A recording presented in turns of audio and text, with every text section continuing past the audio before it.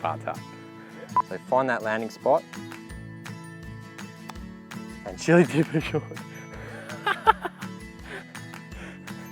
So I'm gonna find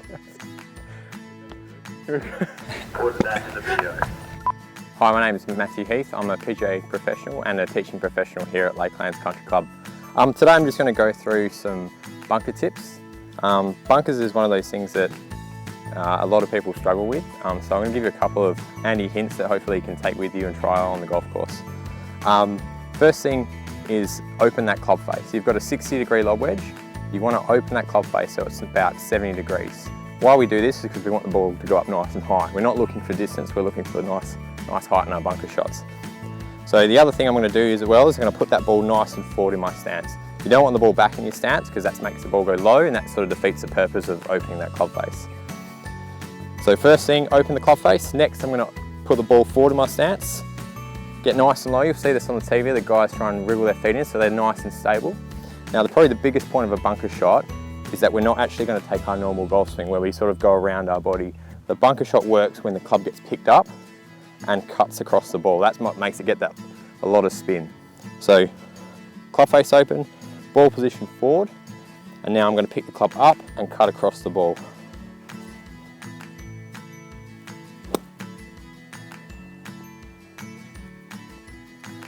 So those are some things I want you to try. Remember, open that club face, ball position forward, pick the club up and cut across it. I hope these tips have helped. If you need any help in the future, please don't hesitate to contact Lakelands Country Club and book a lesson. Hi, I'm Matt Heath. I'm a PGA professional and I'm the teaching professional here at Lakelands Country Club.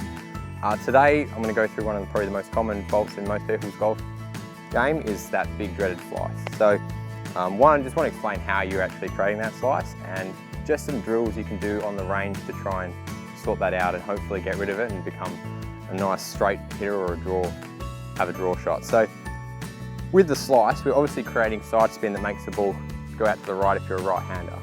So the way we're doing that is on the way down, the club is traveling outside our body and cutting straight across the ball, creating that slice. So most of the shots will start left and you're happy, and then you'll see it go all the way to the right. And what's happening, you're coming across and then you're opening the club face, just trying to save it. Sometimes you'll keep the club face straight and it'll go straight left. So you hear the story where someone will aim left and then the ball goes straight there.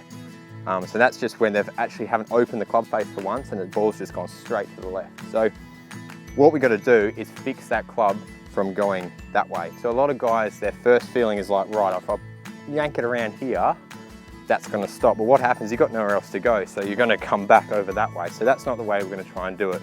We need to work on the club traveling out to the right. So what I'm going to get you to do, when you're on the range, get a club down for your alignment, and then you're going to step. If you're right-handed, your right leg's going to come back. What that does now, if you come over the top, your leg's in the way and you can't do that. The only way you can go is out this way, which is the way the club's meant to travel. So get on the range, hit a couple of shots where you're just going to try and chip the ball out to the right. If you can chip the ball out to the right, you'll notice that straight away there won't be so much slice spin because you haven't created the slice spin. The next part is if we can hit it out to the right consistently, we're now going to try and get the ball to go out to the right and maybe draw back. This might take a bit of time. So first I want you to spend most of your time hitting the ball right. When you can do that without really thinking about it, I want you then to try and draw the ball. So you're going to add a little bit more turn of the shoulders, get that club through and see if you can draw the ball. So leg back, swing out to the right and see if you can get a draw back on target. This is something that will take a long time, so don't get too frustrated. So first, as I said, leg back, hitting balls out to the right. Once you can do that, then try and see if you can get that draw. Spend some time with that. Hopefully that helps if you've had a slice your whole life. If you need any more help, come to Lakelands Country Club and see me or any of the teachers here at Lakelands. Hi, I'm Matthew Heath. I'm a PGA member and teaching professional here at Lakelands. What I wanted to go through today is what to do before you tee off. So we see a lot of guys before they tee off, if they're in a rush, they'll go have a couple of putts. They go from about 20 foot away and aim for a hole. They'll miss a couple, they'll go to about 10 foot, miss a couple, pick up their balls and run straight to the tee. It's not really the ideal thing to do before you tee off. It doesn't really build you with much confidence if you've just missed every single putt you've tried.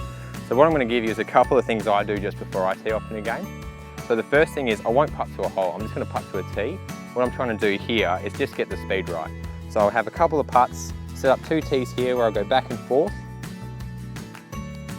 Just trying to get the pace right. I'm not trying to hit the tee, I'm just going to try and get the ball to go within a foot of the tee.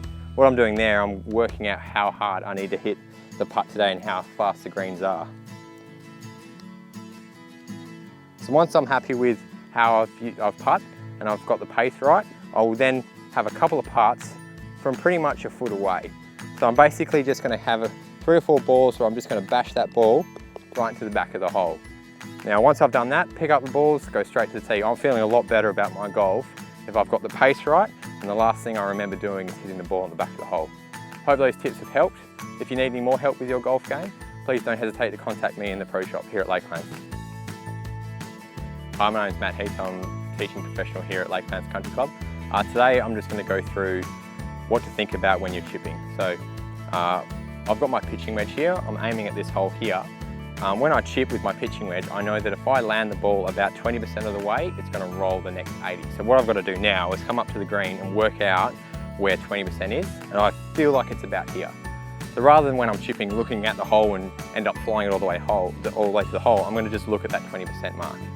So set up over the ball and try and land it at that mark. So the same applies when I use a lob wedge. So I've got my lob wedge here.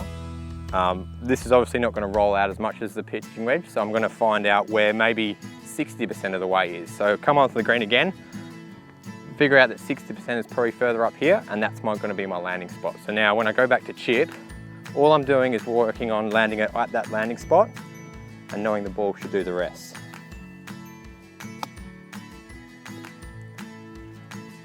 So I hope these have helped, these tips. If you need any more help with your game, please come and see me here at Lakelands Country Club.